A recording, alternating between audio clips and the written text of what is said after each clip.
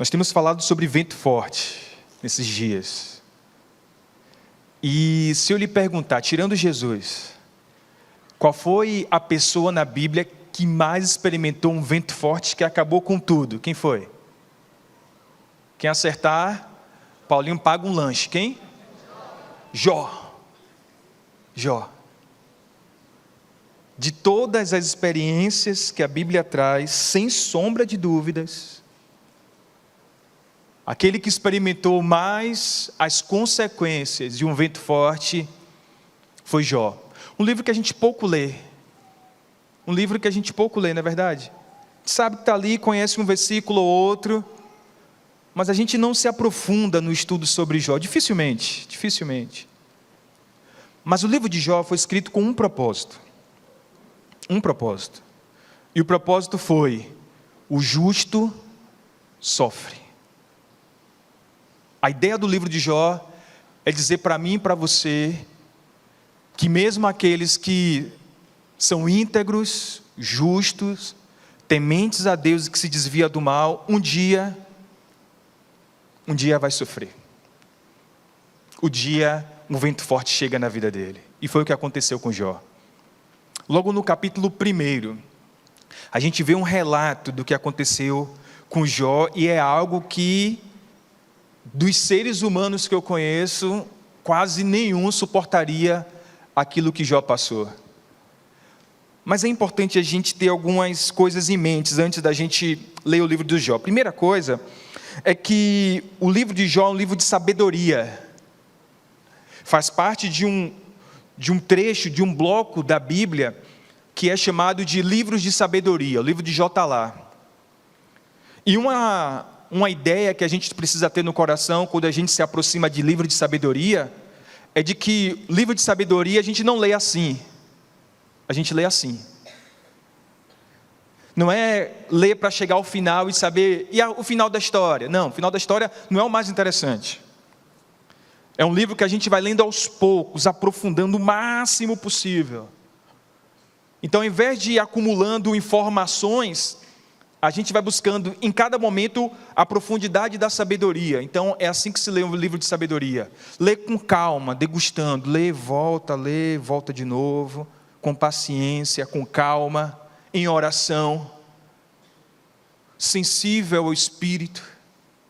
Nós ocidentais temos a mania de ler querendo entender conceitos, acumular informações, mas livros de sabedoria, que é um tipo literário muito específico do Oriente Médio, a gente não lê assim. A gente lê tentando degustar, e vai lendo, e vai aprofundando, e volta, e ora, e volta ao texto. É esse exercício. Então, a primeira coisa, é um livro de sabedoria. Segunda coisa que é muito interessante, é que Jó não leu o livro de Jó. Meio óbvio, né? Mas não é não. Olha só, você percebe que o livro de Jó parece que acontece em dois planos. Tem um plano aqui dos humanos, onde Jó está vivendo, e tem um plano de uma conversa, de uma assembleia celestial. Quem já leu o livro de Jó percebe isso, né? Está lá Jó vivendo, e de repente o texto fala assim, e um dia os filhos do Senhor veio ter com o Senhor, e no meio deles veio Satanás. E aí Deus fala assim, viu meu servo Jó? E aí, Deus tem uma conversa com Satanás sobre Jó que Jó não sabia. É importante que a gente saiba disso, porque os desdobramentos da vida de Jó e a postura de Jó é ignorando esse fato. Jó não sabia dessa informação, dessa conversa que teve lá. E aí a história começa. Começa dizendo o seguinte, que um dia Jó estava na sua casa, depois de ter feito os seus momentos de oração, ele orava por si, pelos seus filhos. Ele era um homem muito piedoso, muito próspero, financeiramente muito bem resolvido, com a família muito bem articulada, muito bem organizada, saudável. E de repente, chega uma informação de que os sabeus chegaram e roubaram todo o seu gado. O servo que veio trazer essa informação não tinha terminado, e chega outro dizendo, olha, caiu fogo do céu e consumiu todas as suas ovelhas. Esse não tinha terminado, e chegou outro e falou, olha, chegou um outro grupo e roubou todos os seus camelos, matou todos os seus funcionários, só eu sobrevivi e cheguei. E esse não tinha terminado de falar, a história conta. Chega um e fala: olha, todos os seus filhos estavam reunidos na casa do mais velho, veio um vento forte, derrubou tudo, morreu todo mundo, só eu sobrevivi. É assim que começa o livro de Jó. E a primeira postura de Jó foi cair diante do Senhor em adoração. Até aí já era dramático demais, mas aí tem uma outra assembleia celestial. E aí o diabo volta à presença do Senhor: Senhor, está vendo aí, meu filho Jó? Sabia que ele não ia me negar. Você fez tudo com ele e ele não me negou. Aí Satanás fala: também, né? Você preservou o corpo dele. Deixa eu tocar no corpo dele. E aí o Senhor fala assim: toque em tudo, só não tire a vida. E aí Jó foi só feridas. Não apenas externa, mas interna. Doía tudo. Jó ficou um morto-vivo. O que o texto bíblico fala é que ele usava um caco de telha para fazer uma asepsia, se coçar, algo terrível. Ele tinha perdido seus bens, perdeu seus filhos, agora a saúde, e a sua esposa, que poderia ser um suporte emocional para ele, chega para ele e fala: Jó, não te basta mais nada, amaldiçoa esse Deus e morre. Tudo na vida de Jó foi varrido por um vento muito forte. E aí, para terminar a história, vem a parte mais agonizante. Chegam 3 amigos, que depois aparece um quarto. 4 amigos. Na primeira semana, uma bênção, sentadinho lá, vivendo o luto de Jó, sentindo a dor de Jó. Mas até um determinado momento, eles começam a teorizar sobre a vida de Jó. Tentam encontrar explicações. Começam a racionalizar, e aí piora ainda mais a situação de Jó. Porque eles partem de alguns princípios completamente equivocados, mas que eram muito comuns e são comuns ainda hoje. Eles primeiro defendiam a teologia de uma espécie de reducionismo moral. A ideia era de uma consequência. Eles diziam o seguinte: você deve ter algum pecado oculto, Jó, não é possível. Não é possível que alguém esteja passando o que você está passando, que não tenha algum pecado oculto, que não tenha feito por onde. Você, na verdade, está pagando por alguma coisa que você fez. Às vezes a gente fica procurando encontrar motivos, culpados. E isso, não poucas vezes, apenas potencializa a dor e a angústia. Não apenas a nossa, mas daqueles que a gente testemunha. E foi exatamente isso que os amigos de Jó fizeram. E isso é um reducionismo absurdo da realidade. Como se Deus fosse apenas um Deus punitivo. Errou, pagou, errou, pagou. E o nosso Deus não é assim. Mas muito de nós ainda cultiva essa ideia. Eu lembro de uma vez conversando com uma irmã muito querida, e ela passando por umas situações, veio me procurar e falou: pastor, não é possível. Deve ter alguma maldição hereditária na minha família.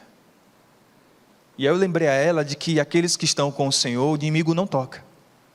Nem tudo que acontece com as nossas vidas tem uma causa. Eu falei sobre isso na sexta-feira. Às vezes é apenas a aleatoriedade, a contingência da vida.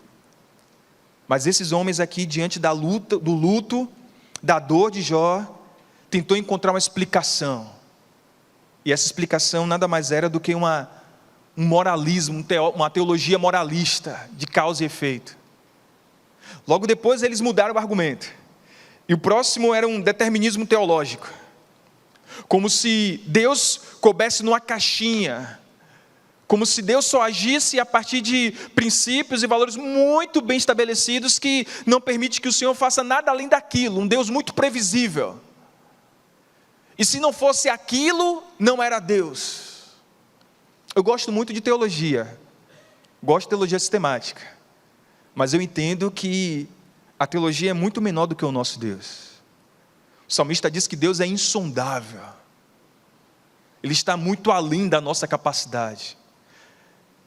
Eu lembro um outro momento, que uma jovem que tinha entrado na faculdade, ela foi estudar em outro estado.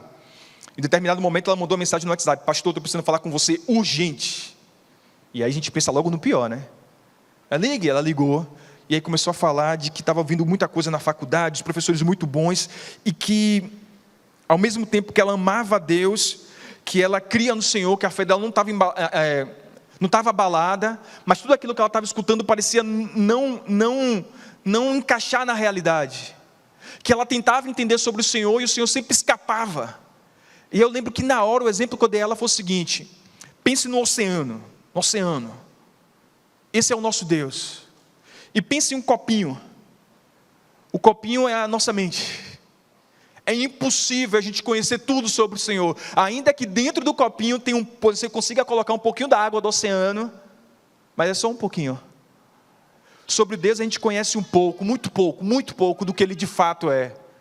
E você vai passar por experiência com o Senhor, você vai passar por realidades na sua vida, que você vai ter um vislumbre. Paulo fala que é como olhar para um espelho ruim, muito ruim, porque o Senhor é infinitamente maior do que a nossa capacidade de compreendê-la.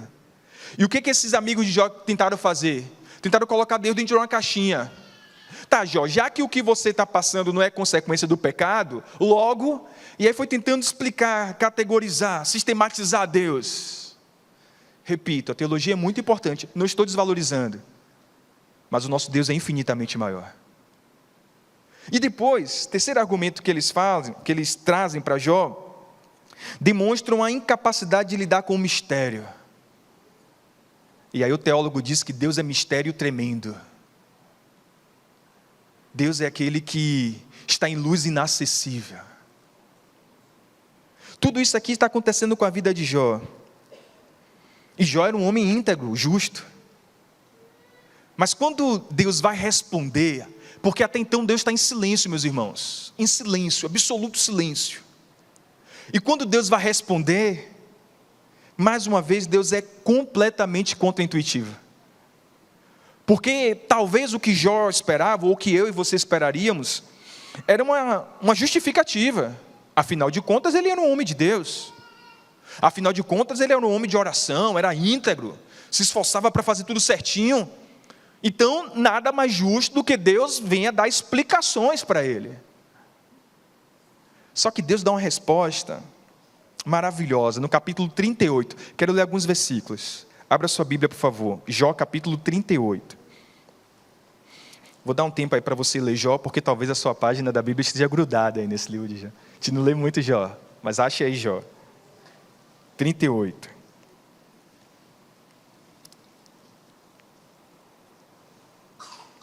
Eu vou ler apenas o versículo 4. Queria ler todo, mas é muito grande, depois você lê. Por favor, leia. Capítulo 38 e 39 é a resposta de Deus. Maravilhosa resposta. Mas olha como o Senhor responde. Lembra, um vento forte chegou na vida de Jó. Está falando sobre isso, né? O vento destruiu tudo na vida de Jó, levou tudo. E olha como o Senhor responde a Jó. E o Senhor respondeu a Jó no meio de um redemoinho, no meio de uma tempestade. E começa respondendo assim: quem é esse que obscurece o meu conselho com palavras sem conhecimento? Prepare-se como um homem, como um simples homem. Vou te fazer perguntas e você responderá. Onde você estava, Jó, quando eu lancei os alicerces da terra? Responda-me. Não é você que sabe tanto? Quem marcou os limites e as suas dimensões? Talvez você saiba. E quem estendeu sobre ela uma linha para medir? E os seus fundamentos? Sobre o que estão postos? E quem colocou a sua pedra de esquina, a sua pedra angular? Enquanto as estrelas matutinas juntas cantavam e todos os anjos se regozijavam. Eu vou parar aí. Deus vai fazendo uma série de perguntas para Jó, que vai demonstrando o abismo absurdo que havia entre o conhecimento, a compreensão e a racionalidade de Jó e quem era Deus. Uma distância muito grande. E Deus vai mostrando para Jó que ele é muito pequenino.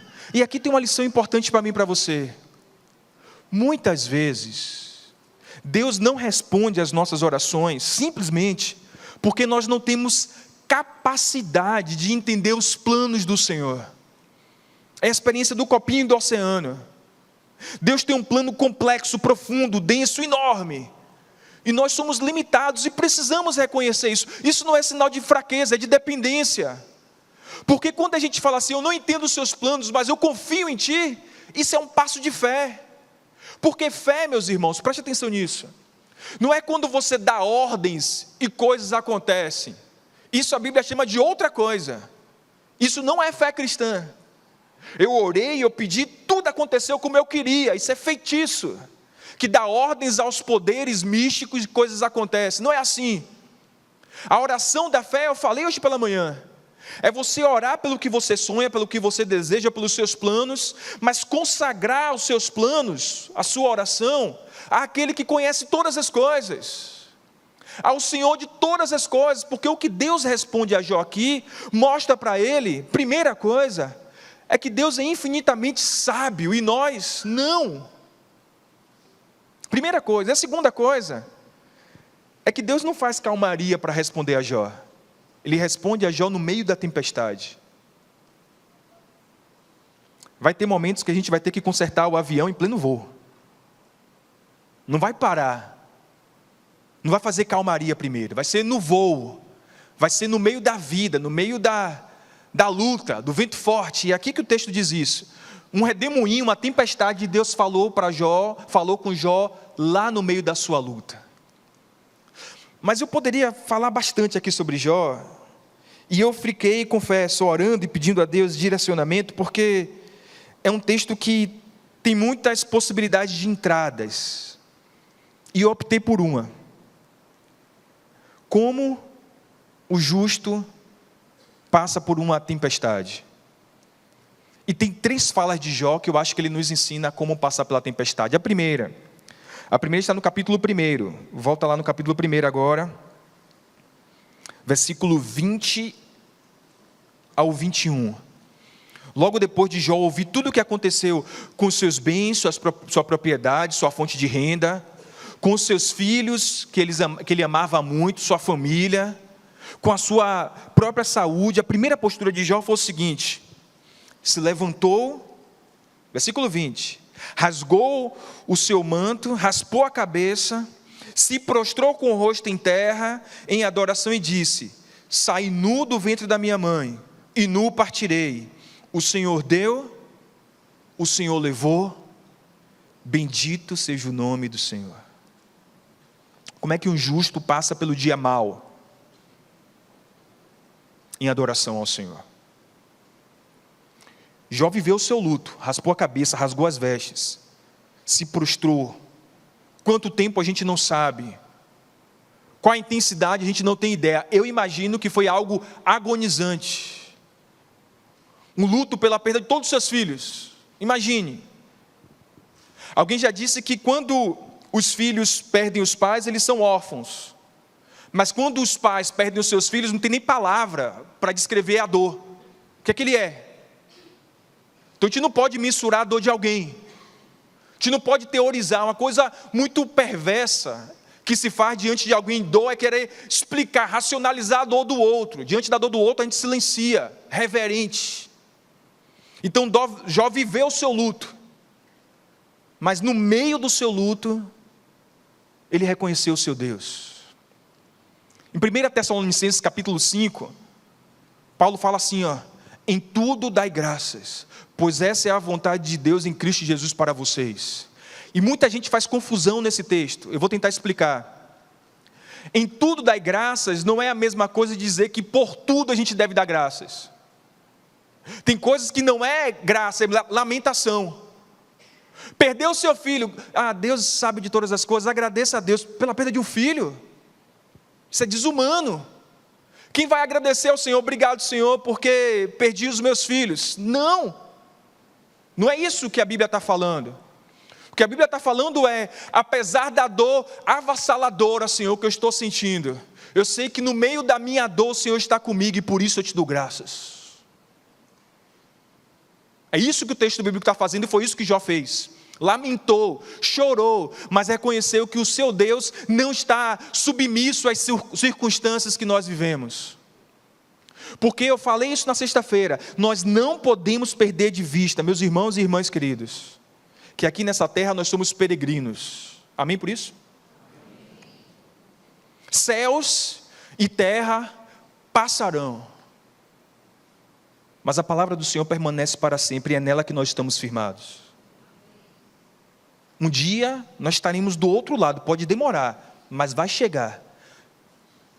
E a espiritualidade da contemporaneidade tem feito com que a gente esqueça disso. A gente vive tão envolvido com as coisas daqui, tão absorvido com os prazeres daqui, que a gente esquece que aqui nós somos peregrinos. E a gente não pode perder de vista isso. E quando a gente cultiva em nossos corações um coração grato, a gente consegue limpar os nossos olhos para enxergar a graça do Senhor, mesmo em meio às densas trevas, mesmo em meio aos dias maus, porque o Senhor está conosco. Não esqueça isso jamais. Um domingo desse, pregando lá na igreja, eu lembrei de uma revistinha das antigas, da Unijovem. A galera mais nova não sabe o que é Unijovem. Tu sabe, Paulinho? Não me deixe passar como 40 a mais sozinho. Quem conhece a Unijovem, gente? Tinha as uniões de treinamento. Só eu e minha esposa. Não, fala a verdade, gente. União de treinamento da juventude. Ah, tá vendo? Tem gente. Era uma revista, tinha as uniões de treinamento, para o pessoal mais novo aí, e os que estão fingindo que não sabem, tudo bem. E tinha uma revista, que era a revista da União de Treinamentos.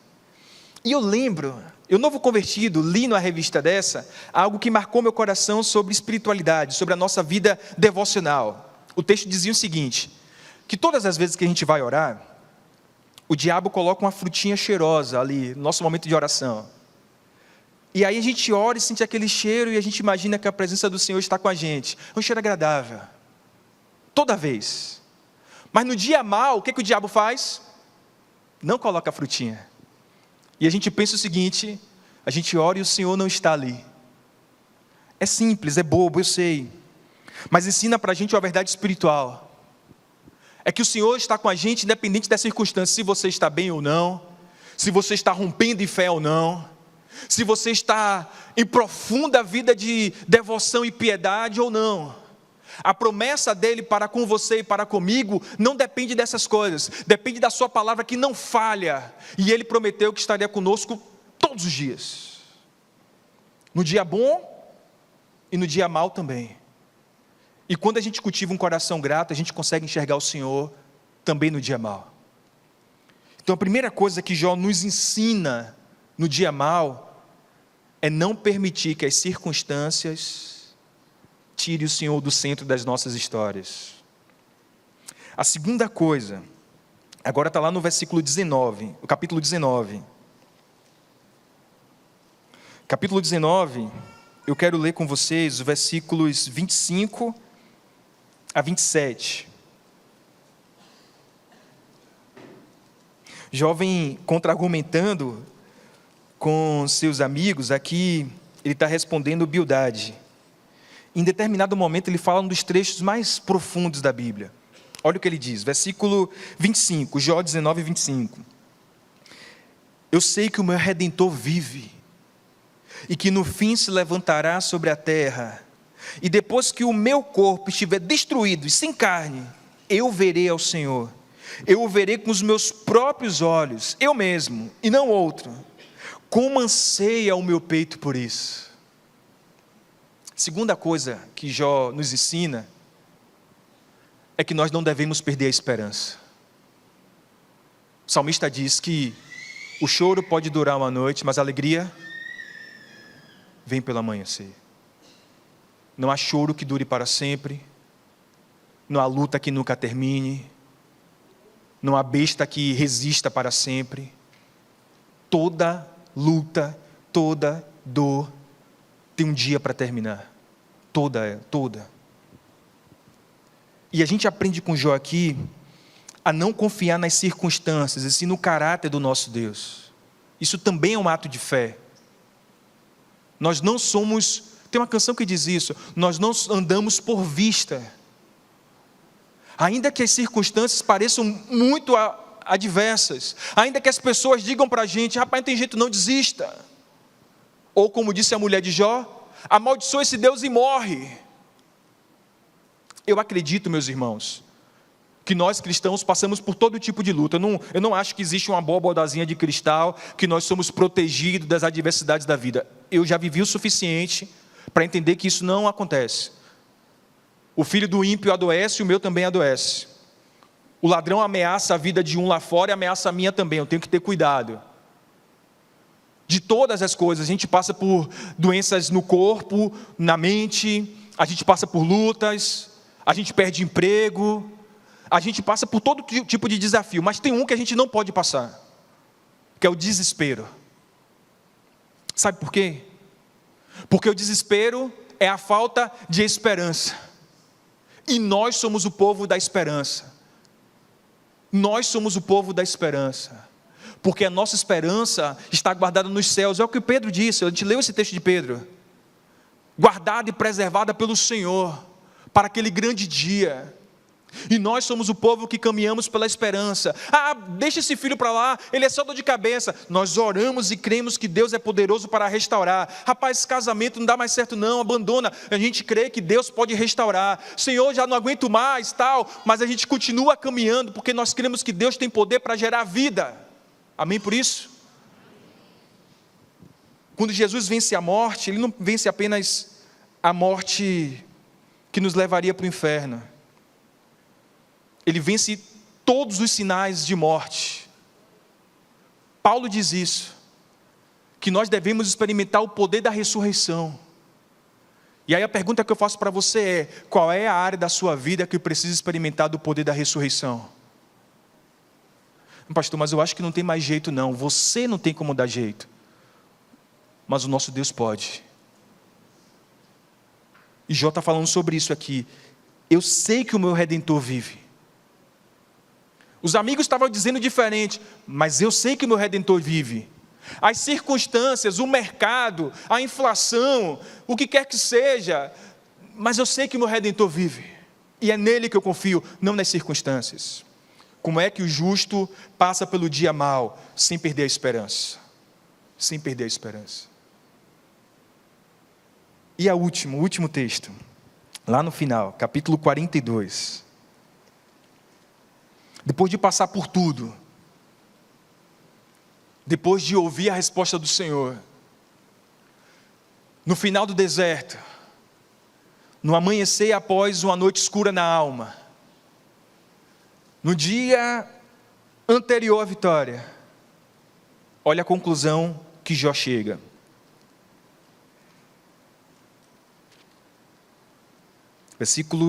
Capítulo 42, versículo 5. Antes eu te conhecia de ouvir falar, agora os meus olhos te veem. Vou falar uma coisa que vai exigir de você muita maturidade, mas eu creio que é uma profunda verdade espiritual. Tem intimidades com Deus que a gente só adquire depois do deserto. Eu não acredito que Deus te coloca no deserto, não acredito. Eu não acredito que Deus é fonte de mal nenhum, não acredito. Mas eu acredito que Ele pode usar os ventos fortes, as adversidades, as lutas, as dores, os lutos, para nos ensinar coisas que sem aquela experiência nós não aprenderíamos. Ao invés de ficar tentando entender, ao invés de ficar tentando racionalizar, procurar culpado, se vitimizar, ao invés de tudo isso, não perca de vista ao Senhor. E procure uma intimidade mais profunda com Ele. Esses dias aqui nós temos falado bastante sobre vento forte, mas temos falado também sobre a importância de pertencer. Porque a diferença, meus irmãos, entre nós e uma pessoa que está passando pela luta lá fora é porque nós temos ao Senhor. E quando a gente se lança, e aqui não estou falando de conceitos, estou falando de experiência, se lança para uma experiência com o Senhor, a gente passa por uma experiência de conhecimento que é muito mais do que aquilo que cabe aqui. É algo que muda completamente a nossa história. Como é que eu interpreto essa fala de Jó aqui? É assim, ó. Antes eu tinha informações. Antes eu cria porque eu sabia que era verdade, era o caminho certo. Eu fui muito bem doutrinado. A minha igreja tem uma boa teologia. Eu ouço maravilhosos sermões. Eu acho que é tudo verdade, eu creio em tudo aquilo ali. Mas chega um momento que tudo aquilo ali me atravessa de tal maneira que a partir de então não consigo viver a partir de outra realidade a não ser a realidade do Cristo. A minha oração, gente querida, não apenas pelos jovens e adolescentes, mas por todos nós, é que tenhamos uma experiência tão profunda com Jesus, tão profunda, que Ele passe a ocupar o centro absoluto da nossa existência. Que a gente não consiga mais observar o mundo, a realidade, a partir de outra ótica, a não ser a do Cristo. Porque isso, e somente isso, vai nos capacitar a enfrentar os dias maus com alegria e singeleza de coração. Eu vou encerrar convidando você para orar mais uma vez. Não sei se você está vivendo um dia mal, o Senhor sabe. Se você estiver passando por um dia mal, eu queria te dar apenas um conselho, de tudo que eu já falei, na sexta, ontem, hoje pela manhã, eu queria te dar apenas um conselho. Não passe pelo seu dia mal sozinho. Não viva esse luto sozinho. Não passe por essa dor sozinho. Permita que Jesus caminhe com você. Permita que Ele entre na sua casa, na sua história, na sua realidade. Porque é Ele, somente Ele, que tem poder para produzir no seu coração a esperança que você precisa. Eu queria orar mais uma vez. Você pode fechar os olhos, por favor?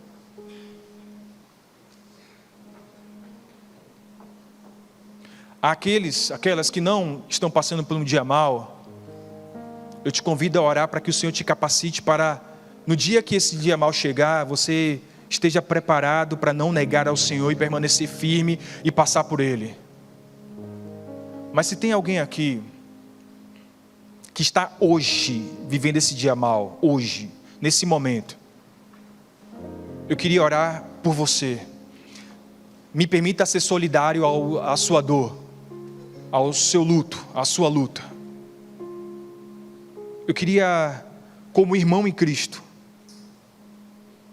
caminhar com você nesse dia mal, te ajudar a levar esse fardo pesado, pelo menos hoje em oração. Então, por favor, feche seus olhos, que eu quero orar por você. Senhor, nosso Deus e Pai, obrigado pela Tua palavra, Senhor, que é palavra Tua, não de homens, que é uma palavra que gera vida, porque ela nos testemunha sobre Jesus.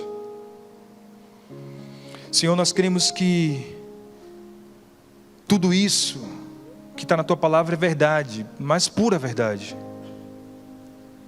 E que o Senhor é capaz de produzir vida em corações, em vida, em história. Que o Senhor pode mudar realidades, libertar de vícios, curar de traumas, sarar dores. E eu sei, Senhor, bem sei que o Senhor conhece todos que estão aqui, todos. O Senhor sabe a história de cada um. O Senhor sabe da dor da infância, da rejeição da adolescência, do luto que carrega na alma, da angústia que rouba a noite de sono, das preocupações que se avolumam. O Senhor sabe de tudo isso. E o Senhor sabe também que muitas vezes eles não têm nem forças de buscar ao Senhor. Mas nós te damos graças, porque sabemos que em Cristo é o Senhor que vem ao nosso encontro. E nessa noite, Senhor, eu sei que o Senhor está indo ao encontro dessa filha amada, desse filho querido. E o que eu te peço, ó Deus, é que o Senhor arranque deles, do coração deles, toda essa dor e produza a vida abundante que só Cristo pode dar. Senhor, nós cremos que o Senhor pode fazer isso. E é por isso que nós oramos. E nós oramos em nome de Jesus de Nazaré, o Senhor. Amém.